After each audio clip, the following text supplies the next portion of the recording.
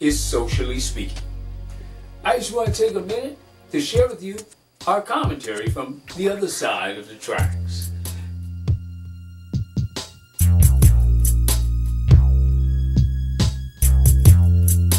Today's commentary is entitled Impeach When?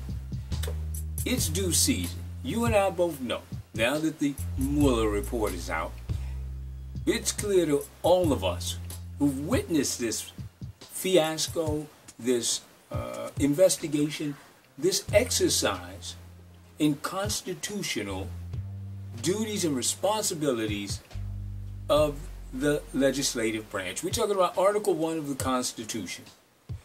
This country is witnessing a test of the Constitution. Your so-called President Donald Trump is doing just that, testing the Constitution. Now, he doesn't mean to. This is not his intent, but your so-called president's an idiot.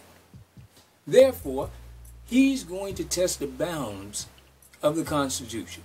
He has a very small circle of advisors, and they've been idiots. The ones who circled him before, who he chose, especially those out of the establishment Republican ranks, are wise enough to know that they don't like prison. The ones who are in prison are the ones who chose to treat this presidency, this executive era, like a game of mobsters. They tried to treat it as if they were godfathers. Michael Cohen, Michael Flynn, it seems like anyone named Michael, were absolute idiots. But then there are others who said, no, I'm not going. Doug McGahn is one of them, Donald Trump's former lawyer in the White House. Now, Monday, Trump contended that none of his underlings ever routinely denied his commands. We know better, despite numerous examples contained in the Robert Mueller report. Just last week when it was released, it showed that aides were ignoring or refusing his dictates. Donald Trump has shown all of us in this country that he is the person whom we thought he was when he began this run for the presidency in 2016. When he came down that escalator, we knew how vain he was, how audacious he was, and how absolutely, utterly stupid he was. And is. You see, at this particular juncture in history, facts be damned, your so-called President Donald Trump is naked. The emperor has no clothes, and he'll tell you he's wearing a three-piece suit. And as I always say, he'll tell you it's raining while you piss on your head. Now, he's pissed on everybody's head in this country, but I think people are getting tired of this golden shower that so-called President Donald Trump is raining on. He was asked about, who was that? I think it was Kirsten Collins of CNN asked about whether he was worried that some of his staff were shrugging off his request as depicted in the Mueller report. And, it showed that at least 11 instances where this so-called president made concerted efforts to break the law and obstruct justice. Break the law is the informal term, the layman term. Obstruct justice is the legal term. I know a little something about obstruct justice, because I got sentenced to a year for doing just that. If it was good enough for me, it's damn sure good enough for him. You see, he's running around claiming that nobody disobeys his commands. Well, that's the mark of a dictator, or at least a dictator in mind, if not a dictator in chief.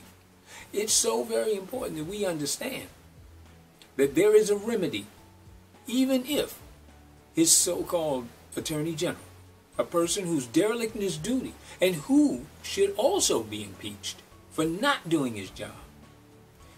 It's clear that Donald Trump is on his way to a fiery end. I always say that the Trump administration is like a person a group of people actually, in a train, going downhill, no brakes, hair on fire, and screaming, "Make America Great Again." Well, you can scream it, because one thing about gravity, when you get to the bottom of wherever it is you're going to stop rolling. And this administration is very soon through booking. Now, the question of the hour is, what are Democrats going to do?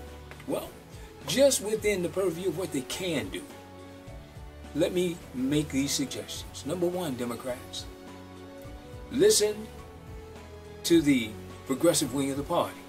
Two, understand that impeachment is not conviction, and there will be a time for it. Three, campaign as if your lives depended on it, because many lives do. And four, don't listen to conservatives. You must cut that BS out. Conservatives always have the type of prescriptions that disenfranchise the most vulnerable in this country, enrich those who are in power, and three, deny the Constitution. Those that will deny this Constitution will do everything in their power to resist impeaching your so-called President Donald Trump.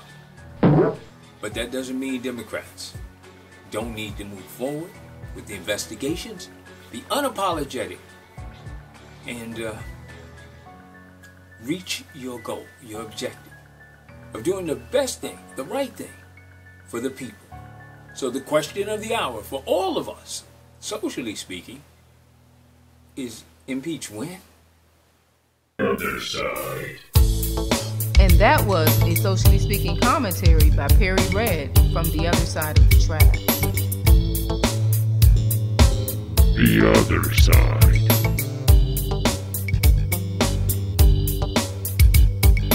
The Other Side of the Track.